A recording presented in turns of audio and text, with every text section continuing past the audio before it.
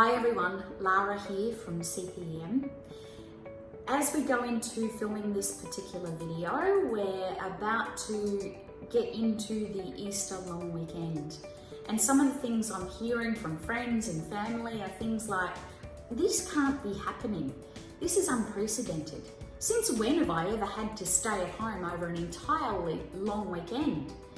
Even things like, how's the Easter Bunny going to find me?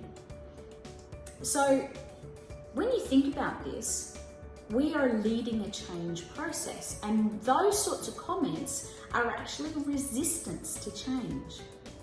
Some of the leaders that I'm talking to are realizing that this is the change leadership opportunity of their career. To survive and emerge stronger, leaders are going to have to adapt to the new realities and quickly. Whether they're things like using new technology or creating a completely different skill set, these are all rule-changing innovations that we're going to have to lead. It's a change management process. And those of you who have studied change at any point before, the odds are actually daunting, because you'll know that 2 out of 3 change efforts fail. And often successful change hinges on overcoming strong resistance from employees afraid to emerge, or people who are burnt out on change. And sometimes our leaders fit into that category. So how do you choose to come out of this stronger for you and your team? How are you choosing to create momentum and motivation, potentially through some short-term wins? How are you choosing to reduce resistance and alleviate anxiety? And pretty importantly, how do you choose to communicate about change in ways that will lead to a positive, stronger outcome at the other side of this? So leading change and leading change virtually is an entire workshop in itself. And I want to talk to you about some vital tips around communicating through change. One of the common errors in change efforts is actually under-communicating. Leaders under-communicate, and often not by a small amount. Or they send you inadvertent mixed messages. In either case, if you don't engage with your people and communicate effectively, you're inadvertently stalling any change process. So according to John Cotter, who's this little Matsushita professor of leadership at a place called Harvard Business School, there are 7 key elements when we communicate effectively in a change process. I'm going to put that on your screen right now. So I'm just going to leave that slide up there for a little bit while I talk further about communication. At a fundamental level, there are a few things to consider here. It's commonly known that when we communicate with anyone, only 7% of our message is received by word.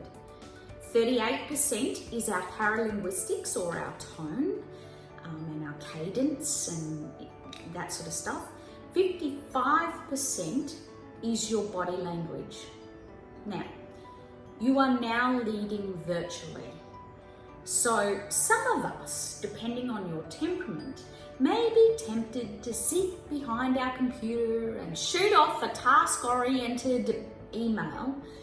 I'm just highlighting here that approximately 93% of your message may be miscommunicated by only using email.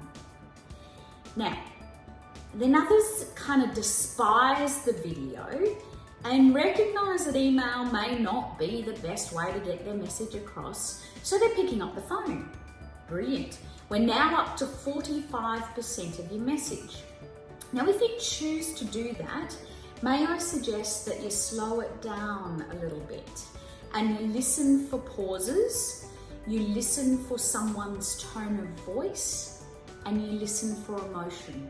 So for example, hey Fred, I noticed that you paused at the end of that sentence, and I'm wondering if there's anything else going on that you're not talking about.